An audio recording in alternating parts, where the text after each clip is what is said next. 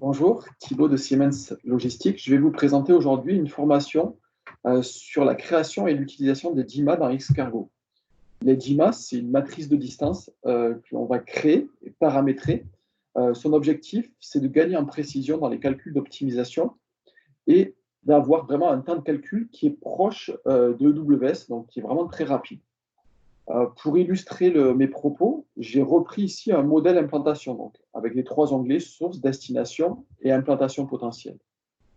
Pour créer une DIMA, on va avoir deux étapes. La première, on va lister tous les lieux logistiques de mon problème. Donc ici, je vais créer un nouvel onglet, je vais nommer DIMA,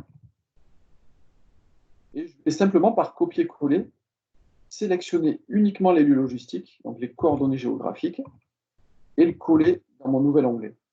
Donc là, je l'ai fait pour les sources, je le fais pour les destinations, et également pour les implantations potentielles.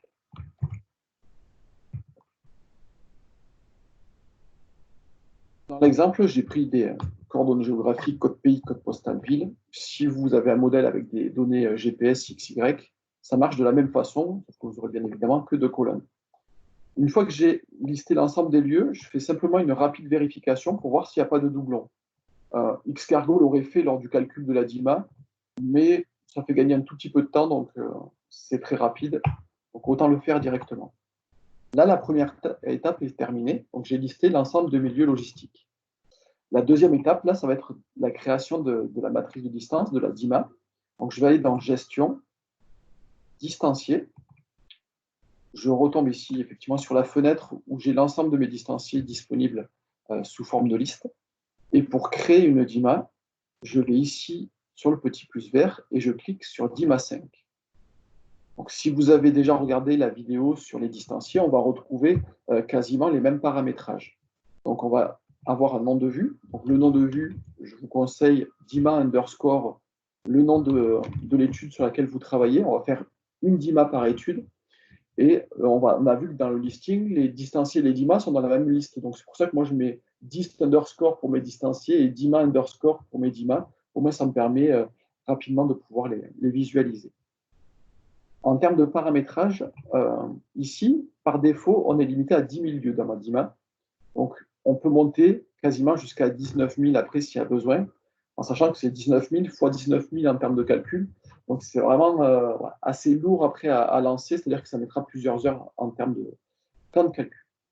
On peut éviter certains pays, plusieurs pays, comme avec le distancier.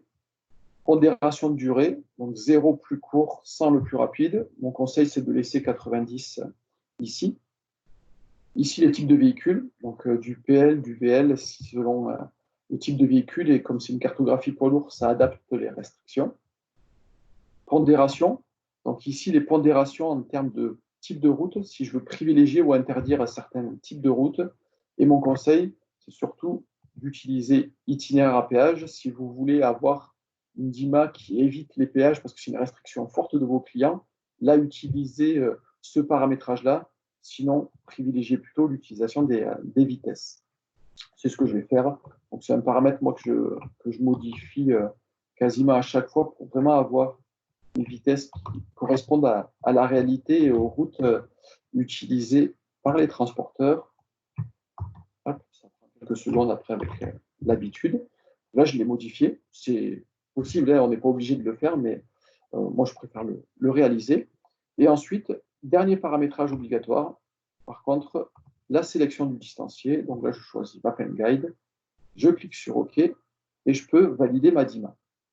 Dans les paramétrages ici de la DIMA, c'est important effectivement de faire les bons choix parce qu'une fois que la DIMA est créée, on ne peut pas modifier les paramétrages. C'est-à-dire qu'il faut supprimer la DIMA et en relancer une autre. Donc, s'il y a plusieurs milliers de clients ou de destinations dans votre DIMA, autant faire attention dès le début à bien paramétrer notamment les types de tronçons ou les vitesses. Une fois que j'ai terminé, je clique sur OK. La DIMA est en train de s'initialiser et on va venir la voir apparaître ici dans le listing. Là, la deuxième étape est faite. Maintenant, il va falloir réunir les deux, donc les lieux et la DIMA. Simplement, avant, je vais vous montrer la DIMA ici. On vient de la créer. et elle est déjà disponible. J'ai ma DIMA test ici qui est disponible, mais elle est vide. Donc, si je lance un calcul avec cette DIMA-là, je vais avoir une erreur. Donc, on va voir qu'il va falloir attendre une petite étape avant de l'utiliser. Donc là, je retourne dans mon onglet DIMA et je sélectionne tous mes lieux logistiques. Icône DIMA, ajouter localisation. Je sélectionne la DIMA que je souhaite calculer et je clique sur OK. Donc là, vous avez ici une préparation de DIMA qui est en train de lancer une tâche. Donc on va voir là, je n'ai pas beaucoup de lieux, donc ça va prendre quelques secondes de calcul. Mais effectivement, comme je vous l'ai dit tout à l'heure, si vous avez plusieurs centaines ou milliers de lieux, ça peut prendre de quelques minutes à plusieurs heures si on est sur 19 000 lieux différents. Là, c'est vrai que ça va très vite. Et on va voir apparaître un pop-up. Donc, tant que le pop-up ici que vous allez voir apparaître n'est pas disponible, c'est-à-dire que la DIMA est encore en préparation, donc on ne peut pas l'utiliser. Donc, ici, j'attends bien que le pop-up apparaisse, je clique sur OK, et ça veut dire que ma DIMA est disponible. Donc ici, pour lancer mon optimisation, je peux sélectionner ici DIMA test et lancer le calcul d'optimisation. Donc voilà un petit peu comment on utilise. Moi, mon conseil, c'est vraiment d'affiner peut-être le modèle que vous avez avec EWS ou Beeline. Donc Beeline, vol d'oiseau, EWS, une matrice précalculée. Ça va vous permettre de faire des changements rapides, etc. Et une fois que vous avez calé votre modèle, vous pouvez utiliser et lancer le calcul de la DIMA, ce qui va vous permettre de gagner en précision. Donc là, si j'exporte le modèle, on retrouve vraiment les mêmes résultats que l'on avait auparavant.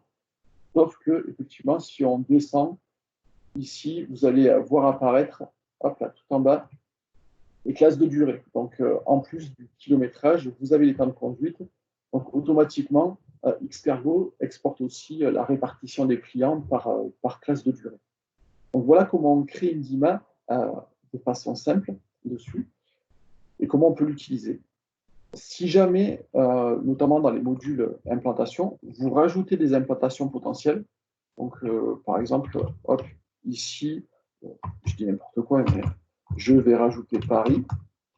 Là, si je lance le calcul, je vais avoir une erreur parce qu'il ne reconnaît pas Paris en termes dans la DIMA.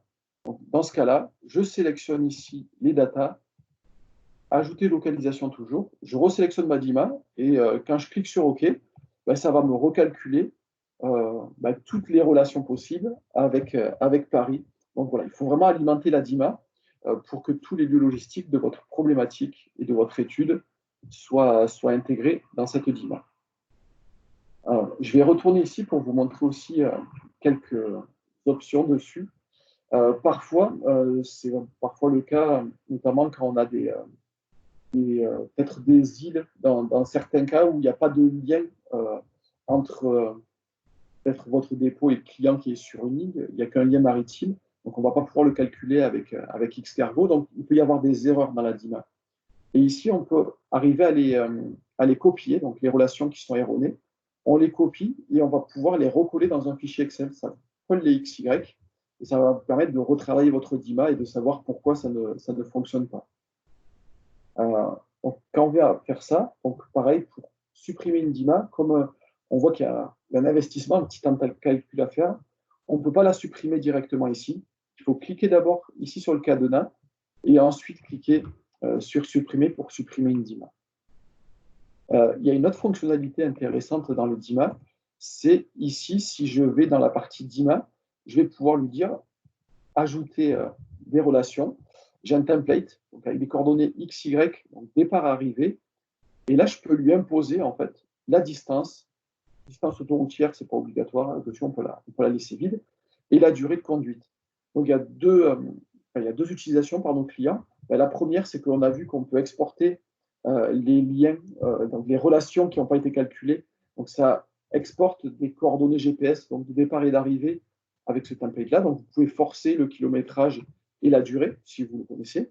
Ou alors, certains de nos clients utilisent aussi cette partie-là en disant, par exemple, j'avais rajouté Paris, Paris vers Lyon. Pour moi, c'est pas j'y vais pas en camion, je fais du ferroutage. Et le ferroutage, ça prend tant de distance et tant de temps. Et donc là, pour cette relation-là, je peux ajouter donc, les relations ici. Donc, encore une fois, je sélectionne DIMA, sauf que là, je mets ajouter relation. Je resélectionne ma DIMA et ça va recalculer. Et ça va permettre, les données que vous avez intégrées là, d'écraser les données qui ont été calculées par Xcargo et d'utiliser maintenant les données avec du multimodal, etc. Donc c'est là voilà, aussi un avantage d'utiliser les DIMA dans Xcargo. Voilà comment on utilise donc cette partie-là. J'espère que pour vous, ça a été clair. Merci d'avoir suivi cette vidéo et puis à très bientôt pour d'autres vidéos sur Xcargo.